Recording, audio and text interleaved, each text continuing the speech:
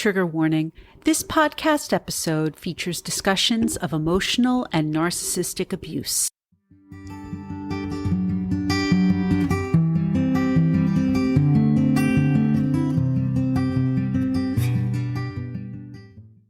Hello, everyone, and welcome back to Emotional Abuse is Real.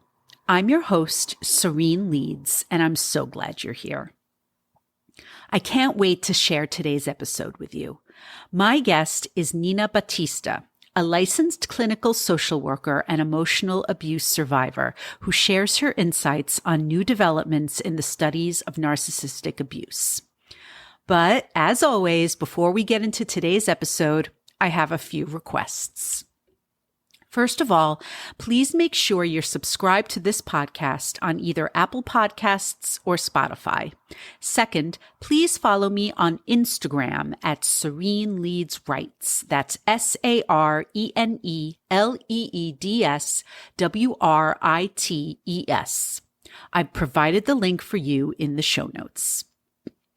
Another way to connect with me and this podcast is through my email list, which you can subscribe to by downloading my free resource, 10 Things I Learned from Getting Paid to Watch TV.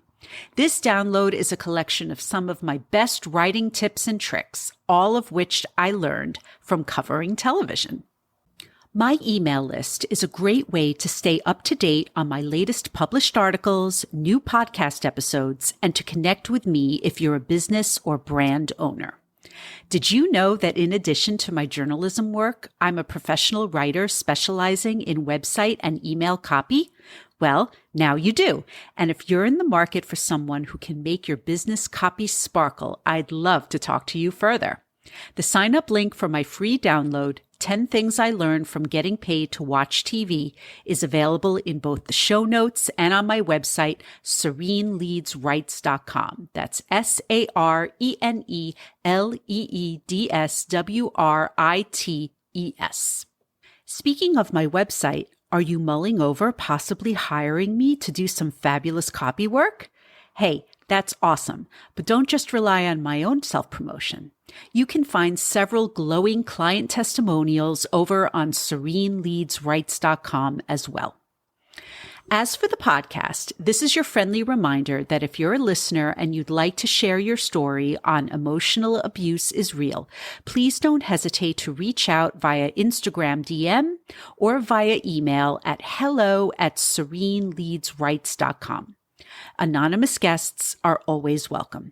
Other ways you can support Emotional Abuse is Real include heading over to Apple Podcasts and both leaving a 5-star rating and writing a review, and by donating to our Buy Me a Coffee page, which I've linked in the show notes.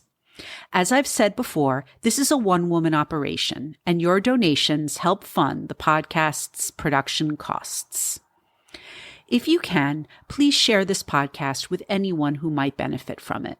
I truly do believe that we are building a community of survivors with emotional abuse is real, and the more awareness we raise, the easier it will be for victims to come forward. On today's episode, I chat with emotional abuse survivor and licensed clinical social worker Nina Batista. Nina and I had a fantastic conversation about our respective emotional abuse experiences, as well as the new developments she's been learning in narcissistic abuse treatment training sessions. The unfortunate truth is not every therapist is trained in emotional and narcissistic abuse, which is why I'm so grateful to Nina for helping to raise awareness about this critical topic. So, without further ado, here's my conversation with Nina Batista.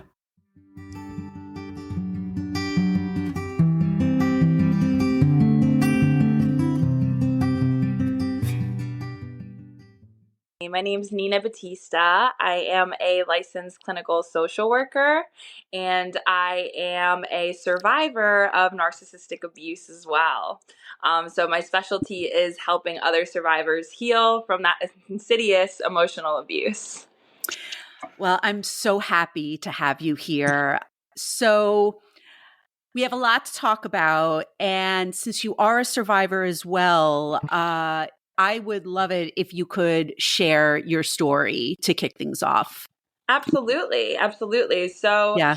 I was actually in grad school, and I met this guy on a dating app. Well. And the typical, I thought he was love of my life. Mhm. Thought he was love of my life. He had every trait possible that I could want. Like week 3, he dedicated that song "Made for You." It's a country song, essentially like God made me specifically for him. Love bombing galore, right? I Yeah. literally thought that I met my soulmate, Mhm. and in the beginning, I couldn't have been more excited.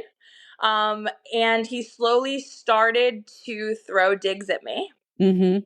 And it was very subtle, and I couldn't really grasp what was going on. And for something that's really interesting is for school, for therapy, we don't really learn a lot about narcissism. It's something that we have to ask about, right? It's something that we have to Wow. get additional training. So we learn like the very basics, like Yes. of the diagnosis, but we don't know how it shows up in relationships. So that for me was really confusing, and we learned like the basics of emotional abuse, but what he was saying to me wasn't like name calling. It was very much like, oh, you're gonna wear that.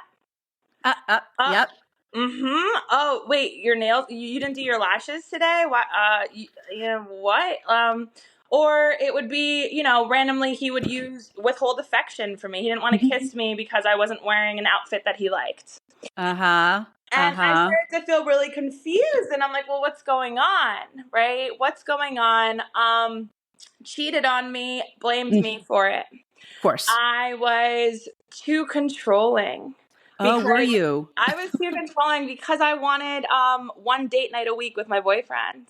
Uh, sh- Apparently that was too much, right? That's way how too dare you? much. How dare you? How dare you ask for such a thing? Oh, good Lord. We Yeah. went to a couples counselor who Mhm. agreed with him that Oh, I was too dear. controlling to reinforce his narrative. Yeah. Um, so I thought I was So going sorry. insane. It's okay. Yeah. I thought I was going insane. I started getting Yeah. really depressed. Mhm. I stopped hanging out with my friends. Mhm. My friends stopped hanging out with me. My best friend, who I've known for 15 years, came to visit, and she said she didn't even recognize me. She thought our Ugh. friendship was over Yeah. because I was a total shell of myself. I didn't know who I liked, what I wanted to be. I started to gain weight. I gained about Mhm. 70 pounds within a Mhm. year. And Yeah.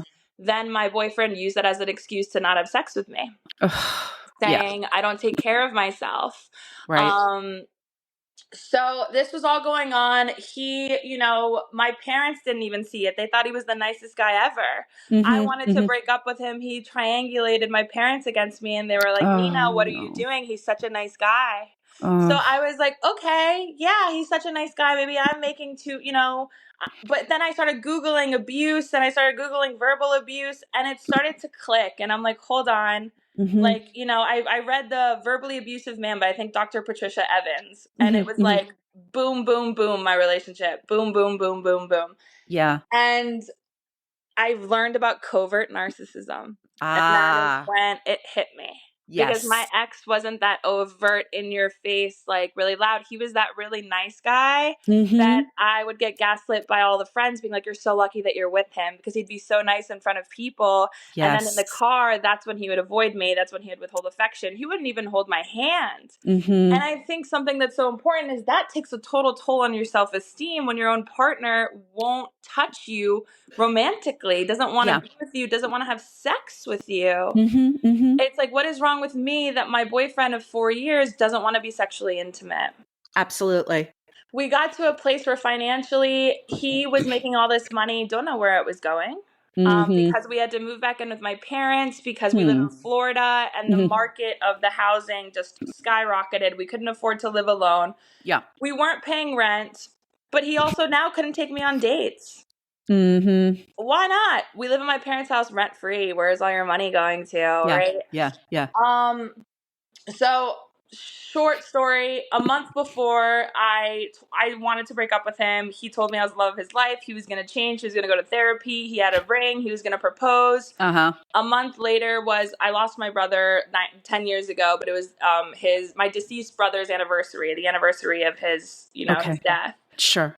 And my partner, my narcissist partner at the time, was Mhm. going on a business trip. We were sexually intimate that day. Gets on a Mhm. plane, He discards me over text, deletes me on everything. I never Oh, saw no. him again. Oh, my God. Never Wow. saw him again. We have a dog together. All of his belongings he left at my house. I mean, it was complete sudden abandonment. Wow.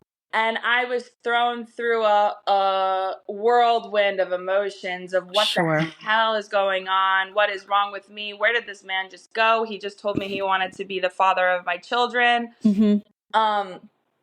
And it was such a mind-boggling situation, right? Yeah, yeah, yeah. And I mean, thankful that this happened because I did find out that he actually had a kid. Oh, And wow. yeah, a whole kid I had no idea about that he hid for 4 years in this whole other double life. But Mm-hmm. this is what really drove me into this field because it happened Yeah. to me. And I felt so shameful because I'm like, I'm in grad school to become a therapist. How do I not know this? Right. How Right. how am I a victim to this? Like, this is my field. I'm so glad you're here to share this because, like you said at the outset, this area isn't taught.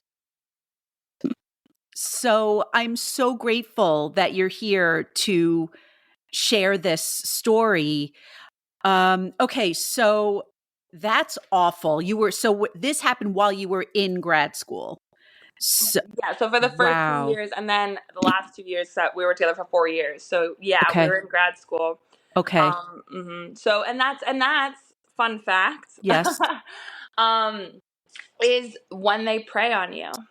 They Mm-hmm. prey on individuals when they're in vulnerable situations, right? In Yeah. grad school, when you're in a really high stress situation, you're a perfect target for love bombing because Mm-hmm. you're really Mm-hmm. stressed, you're going through so much. So yeah, Yeah. somebody telling me that I'm God's gift to earth felt amazing, Sure. right? How could it not? Absolutely. So that's it. You still have no idea what became of him or wow.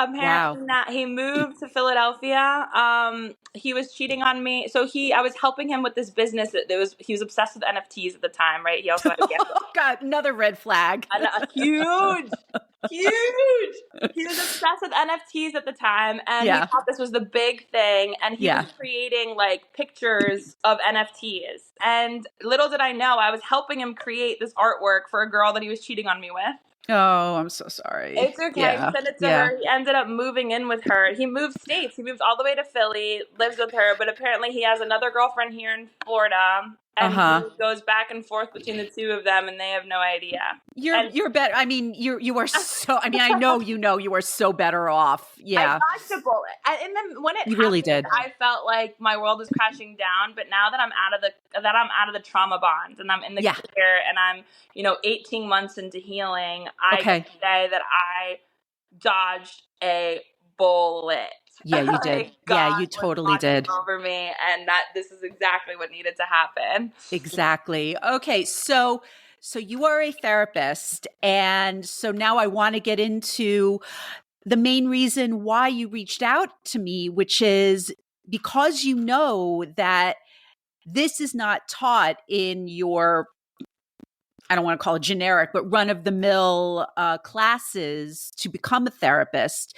You said that you took a training about narcissistic abuse and that you learned some new things and some new evidence. So I would love to hear what you found out. Absolutely. So something that's been going on, and ironically, when I started to learn about this, there was no scientific based evidence on this, Mm-hmm. right? There was Mm-hmm. no theoretical framework discussing this. It was merely what we call survivor turned experts on social media, Yeah. which there is loads. Go on TikTok, go on Instagram. There's a lot of survivors turned experts, right? Yeah. Yeah. Which is great, which is super helpful. But I was like, but it's trauma, right? Right. It's trauma. And with trauma, we need someone who specializes in Yes. trauma. And so when I found about this it's called the Institute of Narcissistic Abuse slash Wow. Okay. psychopathic abuse. And the Okay. umbrella term now is called pathological love. Okay. So it's when you're in a relationship with someone in the dark triad. So Mm-hmm. narcissist, psychopathic, antisocial. Mm-hmm. And there was a lot of questions that the survivor turned experts really couldn't help me understand. And the one thing was like the cognitive dissonance. why am I so addicted to this person?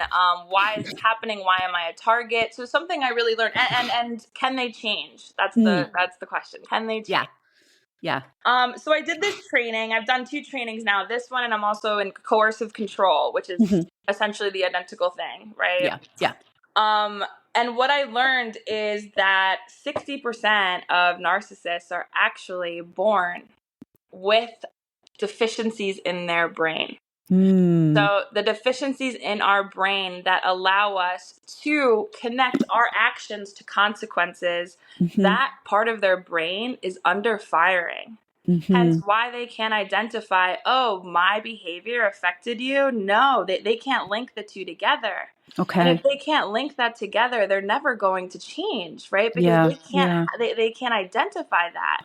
And what I've been noticing also, a lot of survivors, there's this narrative when we talk about the nature theory or the nurture theory, right? Nature versus nurture. Nature versus nurture. The nurture theory, a lot of survivors, including myself, and this is why I stayed, I rationalized his behaviors because he was a child.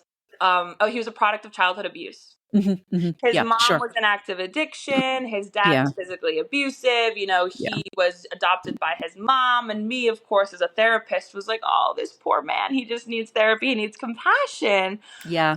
But in reality, it's both, right? It's it's predisposed, the nature part of him being born with that. And then on top of it, of him being a product of childhood abuse. Now, the reason I'm saying it like this is that because a lot of survivors hold on to this, oh, if they just go to therapy, they can change. Yeah. And it's not true, right? Because sure, could they? Oh, yes, but they need to want it. And only 5% of them in the entire world have ever been successfully treated. Yeah. Because why would they want to change, right? Yeah. So that is why I'm trying to spread this awareness of it's not just about them going to therapy, about their trauma from childhood. No, there's also this genetic predisposition that also makes it so it's pretty impossible for them to change. I think what you're saying makes a lot of sense because I know a lot of guests on this podcast have said the best thing is just no contact, get away. There's nothing we can do to help them because they're beyond help. Right. Yeah. So how does one get diagnosed? How does one find out that is their genetic predisposition? So they can do brain maps now. There's a huge development in brain maps that actually can show, and it's really cool. It shows the difference between a normal brain and someone on the dark triad. Yeah. And so that 100% can tell, but I know obviously a lot of us aren't going to be like, go get a brain map, right? Right, exactly. A therapist can diagnose. But however, the difficulties with this population is that they're not the best historians. And what I mean by that is that they do not accurately depict what's going on with their lives. Yeah. So for me, the way that I do it, yes, the narcissist can get diagnosed if they go to a therapist or a psychologist to do a full-on psychological test. Yeah. But what I do is with the survivors, it's an assessment that I have. It's a clinically based evidence assessment tool to help them identify if they're in a pathological love relationship. Because the abuser will not answer honestly, but the partner will be able to identify, oh, do they make me feel like I can't talk about my feelings, right? Do they blame me for everything? And if it's like check, then I can tell you, hey, I think you're in an abusive relationship with someone with a pathology. Okay. Yeah. Awesome. Very cool. All right. So that's something, but so you took this training and you said that a lot of this isn't taught in grad school. So, what can other mental health professionals do to help educate themselves about this area? Well, I definitely think getting involved in it's called survivortreatment.com. Okay. And even survivors can get on there and there's resources, but that's where I took the treatment that's where I took the course for mental health professionals. Okay. They really need to start educating themselves on coercive control and interpersonal violence. Yeah. And one of the biggest things, especially couples counselors, is when victims and abusers come in, what happens is the victims are so traumatized that they look like they're unstable. They look like they're borderline. They look like they have bipolar. You know, I have clients that come in thinking like, I'm schizophrenic. And I'm like, what? No, you're not, right? You just have trauma. Yeah. But they really need to educate themselves on these trauma symptoms. One, for instance, is basic trauma. We talk about flashbacks, and when we think about flashbacks, we think about negative flashbacks, right? We think about war veterans. They think about, bombing and killing and murdering people. However, the trauma of survivors is atypical in the sense that we also have positive flashbacks. Mm-hmm. Sure. Which isn't constituted in the DSM-5 as a form of trauma. Mm-hmm. So survivors aren't getting diagnosed with trauma because they're not meeting the typical symptoms of trauma. Mm-hmm. But this is something that's crucial. Us having flashbacks of the love bombing is traumatic for us. Yeah. Completely traumatic for us because we're like, who am I? Who do I love? Who do I hate? I'm so confused. Yeah. So really educating themselves on atypical trauma symptoms to learn to decipher between that, because it can get confusing with borderline personality disorder. And we're not borderline. Can we show up as borderline? Yes, we can, because we're traumatized. But to our core, do we have that personality disorder? No. Yeah. So it's really, professionals in my field really need to stay up to date on the research. Yeah, definitely. I'm so happy that you did these trainings, because I think it's so important that survivors go to therapy. I always like to say that on this podcast, because I'm not a mental health professional. I'm just a survivor and a journalist who just wants to raise awareness and share people's stories. But if survivors are not getting the best possible therapy, then they're lacking. So anything that and I know that because it's still like a relatively new field, or Yes. Yeah. It is, because people are still learning about what exactly it is. Yes. Yeah. And I think what they're changing it now, and I think that this is something really important. We used to call it domestic violence, right? And it was being neglected because a lot of us do not have a lot of us weren't physically abused, right? Yeah. There's no physical violence. We weren't Exactly. hit. We weren't, and then so domestic violence didn't fit the bill, and now we're trying to change it to domestic abuse. So domestic abuse. So it's not domestic violence, domestic abuse, where we're psychologically abused, which adds emotional abuse in there. Yeah. Right? So I think when we're researching, and there is a whole coalition now as well, if you go Google now, instead of DV, let's Google domestic abuse, and it's going to help a lot of survivors with research on finding that out. Because you're still a victim, even if you weren't hit. Yes. It is so true. And I'm so glad you brought that up, because at the end of every podcast, I always give information about the National Domestic Violence Hotline, because it really does seem like the best national organization to point people to, even though I would not be surprised if many victims or survivors are hearing that and they're just like, violence? Well, there's no violence, but that still is probably one of the best places to at least start. Yes. Well, because it is a form of, and this is the thing, I say abuse just for survivors, but in our field, it's a psychological violence. Yes. Right? It is a violence. It is insidious. It is intentional. And it is it's like pointing a gun to your brain, right? Yeah. That's exactly what they're doing. And that is violence. Yeah. But a lot of people don't constitute, right? They think violence, they think bruises, they think marks, they think broken bones. But no. Violence to our brain are identical. So yeah, the DV hotline is definitely 100% a great resource to start out. Yeah. But it's so true, because I had a guest on my podcast last week. Her episode ran last week. And even when she first reached out to me, she's like, I don't know if it was abuse. And just by talking about it, It was. It was. Yeah. This was the, she's been in therapy, but this was the first time that she had publicly shared her story. And so I was so honored to have her. Yeah. Oh, that's such a beautiful thing. That's such a beautiful thing. Because shame breeds in the dark, right? We need really does. It really, really, really does. So What do you suggest to survivors who are looking for mental health treatment? What should they look for, especially because not every therapist is going to have this specific kind of training? Absolutely. I mean, I definitely think that they need to look for therapists that work with coercive control, is what the Okay. clinical term is called. Okay. Or pathological love or narcissistic abuse. There are a lot of there are a lot more therapists that are getting trained in this or have some sort of experience. So making sure to ask, have you ever worked with an abusive relationship? Mm-hmm. Have you ever Mm-hmm. worked with um a partner that has an abuser as a partner, right? Mm-hmm. So they need to be asking therapists these questions for them to know, because they can't just go to a couples therapist. They can't just go to a normal trauma therapist. They need to go to someone. Have they worked with domestic abuse? Yeah. Period. Absolutely, because you said yourself you went to a couples therapist and they weren't supportive of you at all. At all. At all.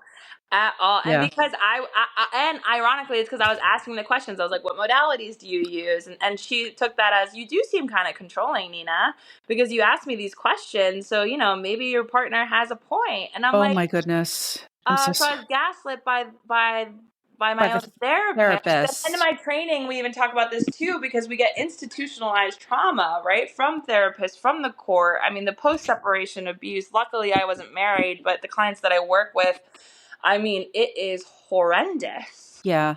I mean, I mean this doesn't have to do with emotional abuse, but I'm just going to put my comments out there about how important it is to do your research on therapists, and if you're not comfortable, you can leave, because I've had therapists who basically shame me for having a kid and then, was talking about how hard it was to relaunch my career. Who basically said, yeah, it was a guy, of course. And he's just like, well, didn't you know that was going to happen? I was just like, okay, we're done. Then there was another one who I kept having to remind her about like basic information about me. The best was, I know I'm totally going off on a tangent here, but No, but it's important. she would always say like, she would like stop and then she would say, yes, and your husband. And I was like, you don't remember his name, do you? I was like, no, I don't think this No. is working. No. Yeah. So I'm just here to say, if you don't like the first therapist that you do a session with, you can move on. I think that's so important. Thank you so much for bringing that up. You're absolutely right. You're absolutely right. You can interview the therapist just like they interview you. Yes. And you can go in for the initial, and if you're not feeling the vibe, you absolutely can leave and decide to go somewhere else. You're not set in stone. You're not bound by a contract. Yeah. The foundation of any therapy is the therapeutic relationship. If you don't Yes. feel safe, if you don't feel heard, there is no therapy. There's no point of going. You're not going to have healing, because those are the two principles: feeling safe and feeling heard. Yes, absolutely. Thank you so much for reiterating that. Yeah. So I always ask this question to all of my guests. For victims of emotional and narcissistic abuse who haven't taken any steps toward healing yet, what do you recommend that they do as a first step? Mm-hmm. As a first step, something with these relationships, having positive supports is crucial, because your abuser wants to isolate you from everybody possible. So first step is, whether that look like reaching out to your local hotline, whether you actually have supportive family and friends around you, is to start developing your little army. Yep. Of support systems, right? For you to lean on for when the cognitive dissonance comes in that tells you maybe it isn't that bad. They can be like, yes, it was, babe. It was that bad. You can't go back. You're staying. But also people that you feel safe with, because I know a lot of people, and I don't want to say, the treatment is to leave, but I understand there's situations where safety can kind of hold you back. Yeah. So making sure that you have safe, positive support systems. If you have children, making sure that you can get money and stuff to be able to support yourself to get out of the relationship. I mean, this is crucial. Safety is crucial. If you don't feel safe, please alert your local police. call the local authorities. I wouldn't want you to take any action if there is no safety involved. Yeah. But reaching out to these support systems and getting information. I mean, the number one for treatment of survivors is educating themselves on abuse. Yeah. Because how do you know you're being abused if you don't even know what abuse looks like? Yeah. You need that awareness and to want to change. Exactly. And to get a therapist. I mean, I am taking on new clients as well, and I do coaching, so I take national clients. Okay. Great. So yeah, it's crucial to have that support system.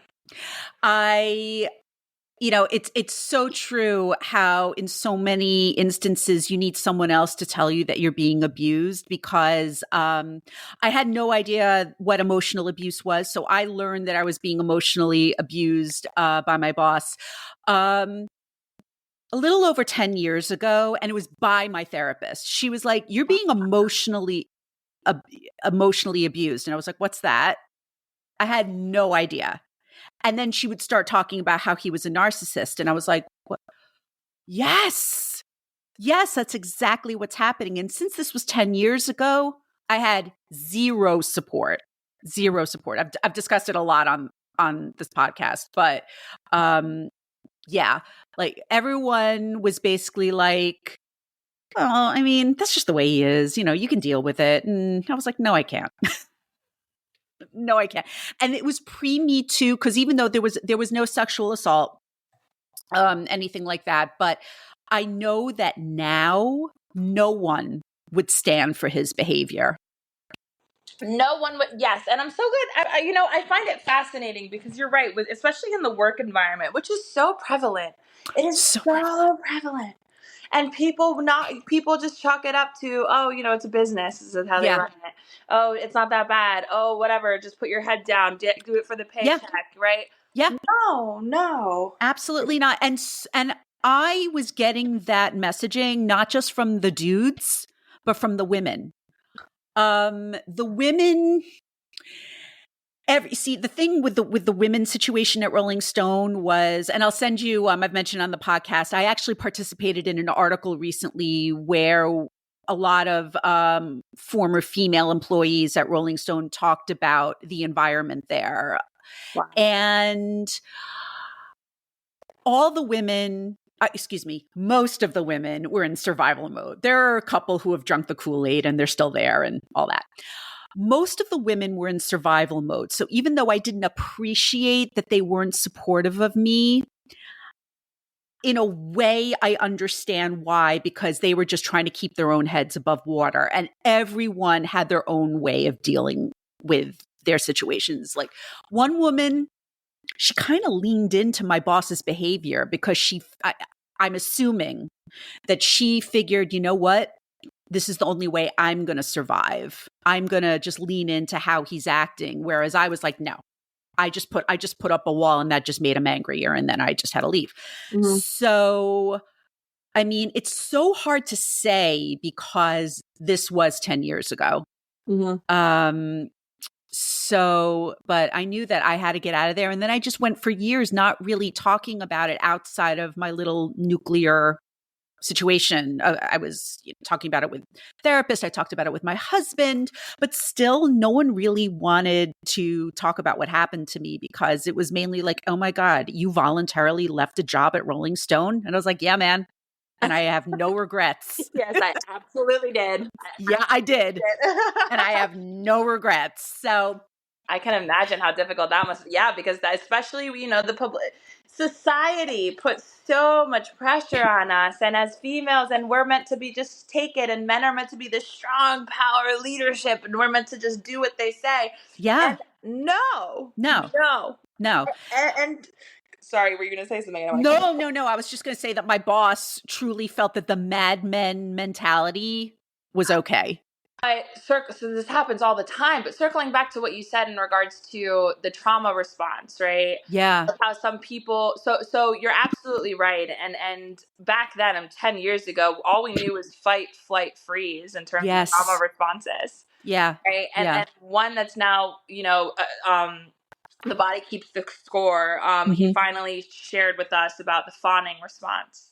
The fawning response is another trauma response, which is the people pleasing, right? That we I kind of think just take it. And it kind of sounds like that's how you're describing your colleague. Yeah, I'm pretty sure that that's what she was doing. I mean, because she would like, he didn't have any concept of personal space, and she was just like okay with it. She would laugh at everything he said, and I was just like, what are you doing? And it was only like years later, after lots of therapy, lots of reflection, I was like, I mean, I don't talk to her, so I don't know, but I was just like, I'm wondering if that's what that was. It was the fawning response, because my response was fight and flight, eventually flight. My response was just pushing back on everything, and They don't like that. and oh, he did not like that one bit. Oh, he did not like that one bit. It was so yeah, he would like he would do character assassination in my reviews, even though there was nothing he could say about my work. Oh my A God. lot of bad stuff. It was a lot of Right. bad stuff. So They point out things that are so irrelevant to your actual job. And it's like, yeah. And it was for that reason that I never like got in trouble or got fired. What would happen is like his superiors would see that he was writing this stuff, and they'd be like, oh, please, this is, so they wouldn't hold him accountable. They felt that everyone's attitude was, we're not getting involved.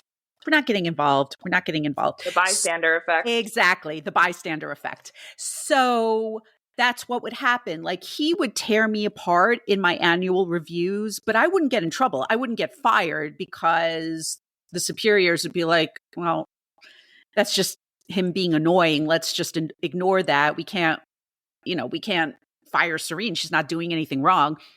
So, but then it just became too much. And I've talked about it on the podcast before. I'm very open about it. I had to go on medication, and eventually I had to leave because it was traumatizing. It is traumatizing. And you know what? I actually love that you really talk about this. I was doing all this research yesterday too. They created now a coercive control coalition on companies. Really? Good. Because what you're talking about is so prevalent, and it's cult-like, right? It is. It's do as I say, or GTFO, right? Yes.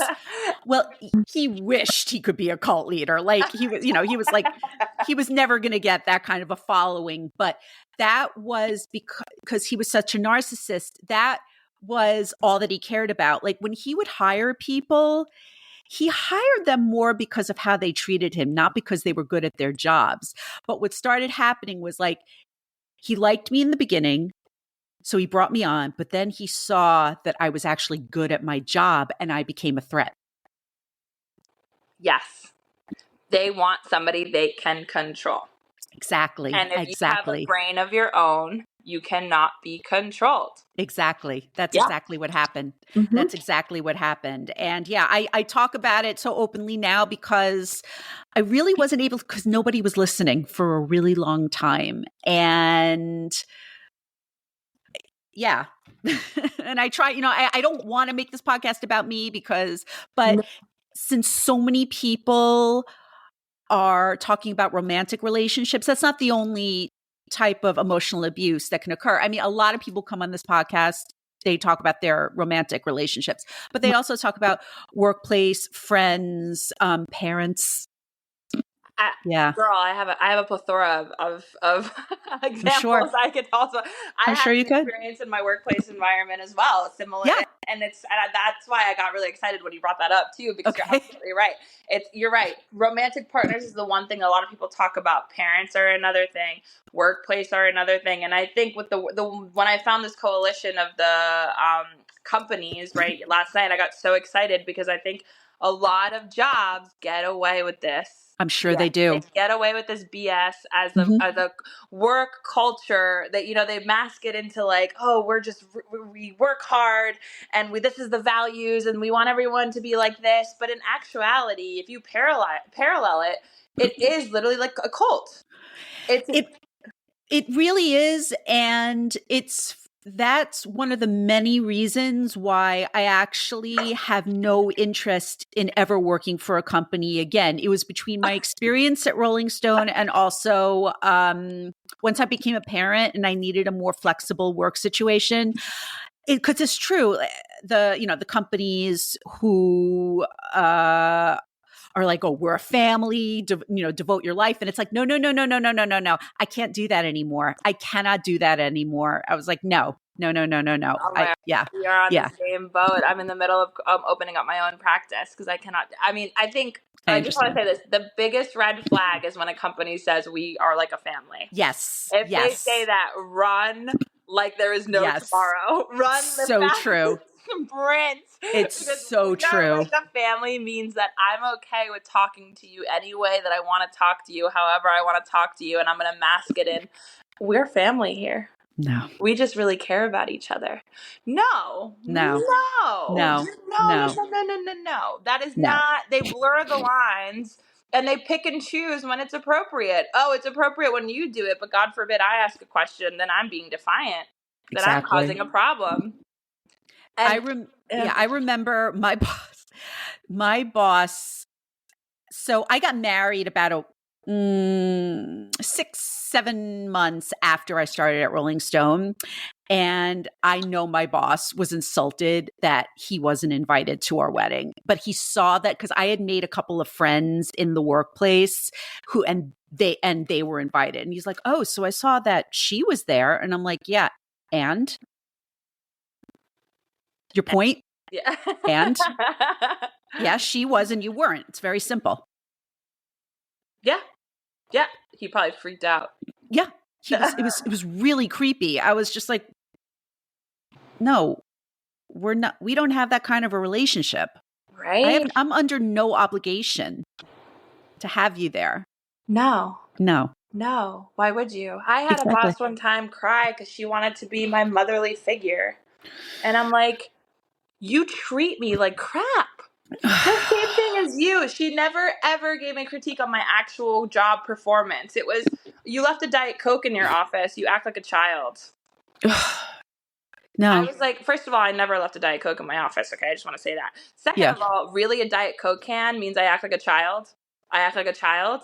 And I'm like, if a client is complaining, by all means, fine. Of course, I'm going to sit down. But no, clients were asking to switch over to me as their therapist. Mm-hmm. And that was pissing her off. That was pissing her off because she's like, you're really good. People are liking you. So let me try to take you down a few notches and let me pick things like that. Like one time she yelled at me for not wearing makeup. Oh, no. Makeup. I am a therapist and I'm trying to teach my clients body positivity. Mm-hmm. And I don't care if I wear makeup, if my clients don't wear makeup. We're meant to love ourselves however we look. Exactly. And you're going to sit here and tell me that I'm unprofessional because I didn't wear makeup? Like, that is absurd as a mental health professional. I'm sorry. That is absurd. As any professional. Like, absolutely. Trying to judge what I'm wearing. But I felt really bad about myself. I'm like, wow, am I unprofessional? Should I have worn makeup? Does that look like I'm unprofessional? I started to question myself. Yes. Yeah. I always tell the story on the podcast. My boss called me cocky because he was threatened by my confidence. And I realized, and then I started questioning myself. It killed my self-esteem for years.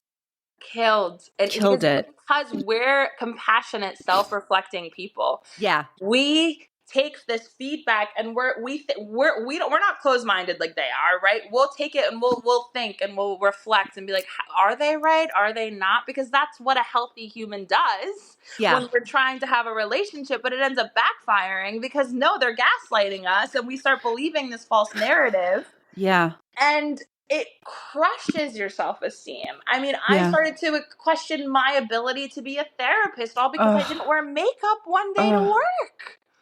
I mean, if my ability as a therapist is based on my looks, I mean, it's just not even a thing, right? It does not matter. None of that matters. It's infuriating. I know. It is infuriating. But we need to talk about all of this because it's so true about these types of workplace environments and how they do negatively affect us. And they keep you stuck there, right? I've had friends, Yeah. even me, where I've stayed in places way longer than I should have because the narrative is you're never going to find someone that's going to pay you like we do. You're Mm-hmm. never going to find a place that has the flexibility like we do. Yeah. I got called ungrateful because I was unhappy Mm-hmm. because of the makeup comment. Oh, Nina, people would kill to work here. You're so ungrateful. I'm sorry. What? No, What? But no. it instills a level of fear, especially when your economic status, when you're Yeah, trying to grow, right? Money scares us. We need money to survive. And I think yeah. that's also the big carrot that they can dangle. And it's a valid fear. You're right. If I don't have this paycheck, I can't pay my bills. I can't live. Exactly. That is exactly what happened to me. I was at Rolling Stone for 7 years and I didn't need to be. And I did not need to be. And it is true because I was looking for other jobs. And in a lot of cases, they're like, we can't pay you what you're being paid right now. I ultimately had to just leave. Mm-hmm. I didn't have anything lined up. I had like a few freelance gigs, but it was still the greatest decision I've ever made What was because that like for you? Like, what was that fear of? Like, how did you decide to leave? okay, I will totally tell this story again. Yeah, because we're here and we're doing Yeah. it. So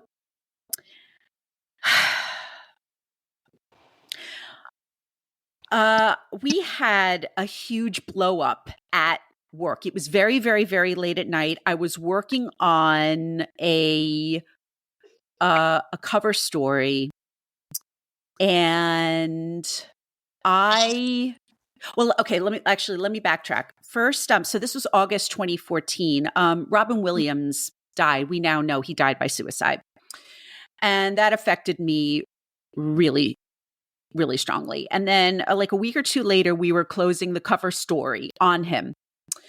And my boss, it was like 11 o'clock at night. And my boss like saw that I had, made an executive decision about something. And, so I'm trying to finish the job. And he immediately came over and started like berating me for what I was doing. And it was completely pointless and it was slowing me down. And it was just because he wanted control. So I finally turned to him and I screamed at him. I said, I heard you. Let it go. Let it go now.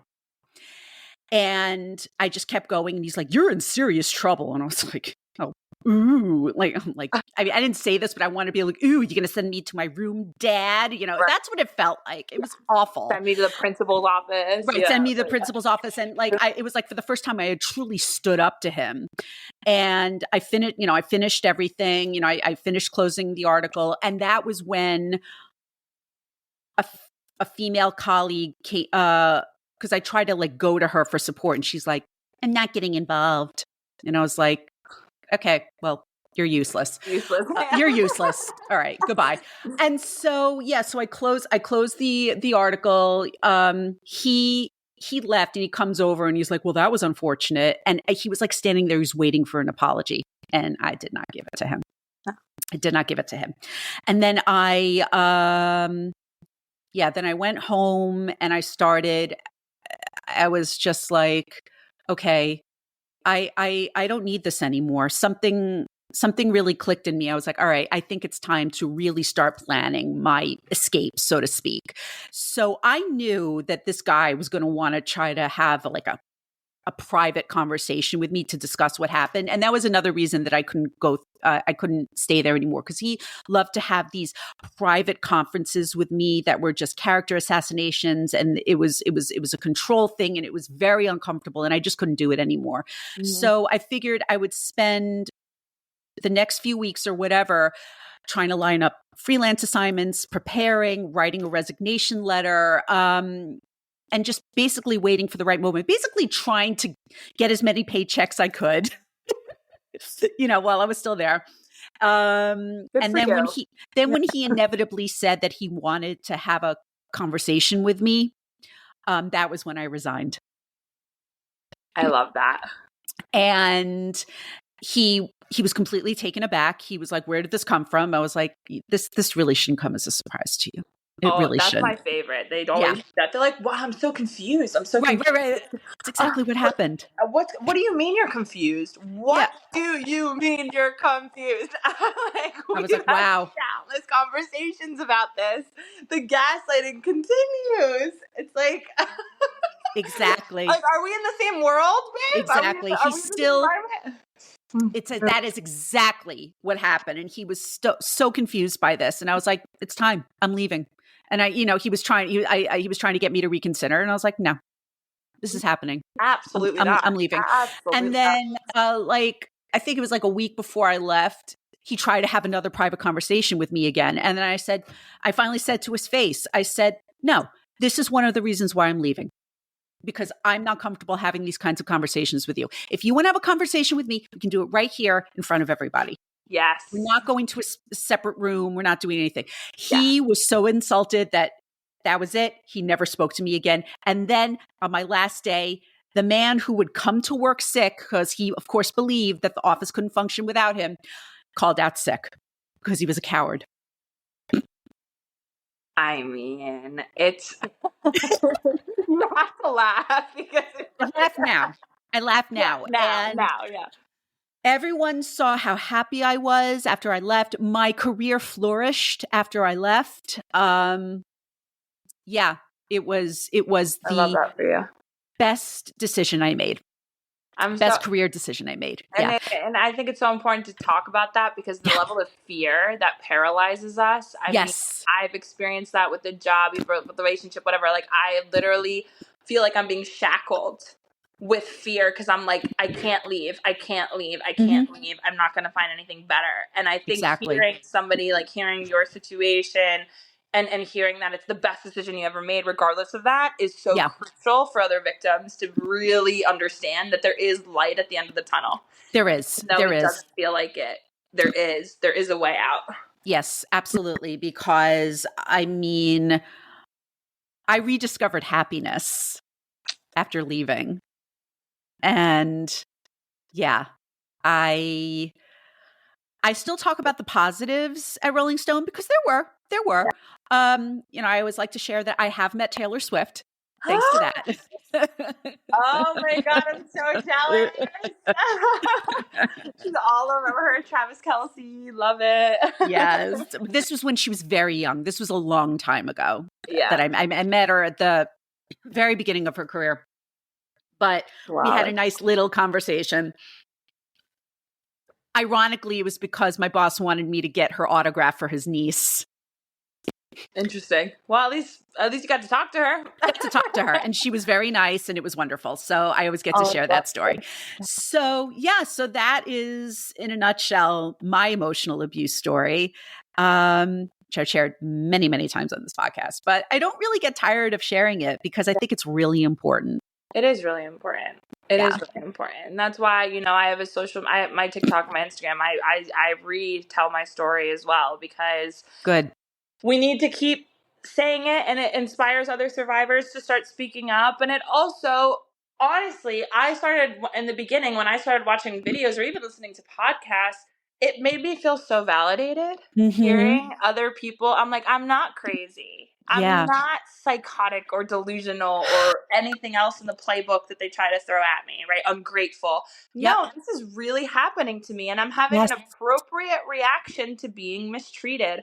I'm not sensitive. I'm not dramatic. I'm not, right? I have such a reaction to the word sensitive, right? Me And too. I'm like, fuck you. Sorry. No. Please. It's fine. It's fine. You. I'm not sensitive. You are an asshole. Yes. You are an asshole. And I'm having an appropriate reaction to you being an asshole. So do not try to minimize and say that I'm being sensitive. And also to try to paint sensitivity as a bad thing. I'm sorry that I have human emotions. I'm not apologizing for that, period. Exactly. Exactly. What always comes back to me is, and again, this was advice from a woman at Rolling Stone. I kept being told, you've got to develop a thick skin. No. What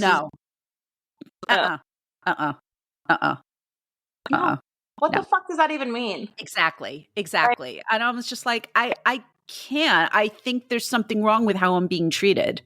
Yeah. I'm not Yeah, just going to tolerate it because you think that I should. I'm speaking out for my own rights. I'm being mistreated. I'm being abused. exactly. Exactly. Well, speaking of your TikTok and your Instagram, as a way to wrap things up here, I would love if you could please share how listeners can connect with you. Yeah, absolutely. So my handle for both my TikTok and my Instagram is Mhm. just Nina B Counseling, Okay. Nina B Counseling. And my Facebook is Nina Batista. It's Batista LCSW. Okay. No Um, problem. I'll leave links in the show notes. Amazing. Yeah, and they can reach out to me if they want to set up. I'm actually in the works of creating an online workshop as well, Wonderful. like a membership for survivors to have a safe space to have access to me as a clinician and do online workshops. So Wonderful. yeah, it's going to be amazing. Nina, I just want to thank you for all of the work that you're doing. It is so, so, so important. The fact that you're helping the mental health industry to evolve when it comes to emotional and narcissistic abuse. I mean, that's really the next step here. Mm-hmm. So thank you. Keep doing what you're doing. Keep talking about your story. I'm going to go follow you on both Instagram and TikTok right now. And it's been a pleasure talking to you. Thank you so much for being here. You as well. This has been an incredible experience. Thank you so much for having me. It's been so My much fun pleasure. talking to you about this. And Yes. please, I'm going to follow you back. I look forward to potentially doing this again. And let's stay in contact. I love this. I love it too. We totally will. Thank you so much. Thank you so much.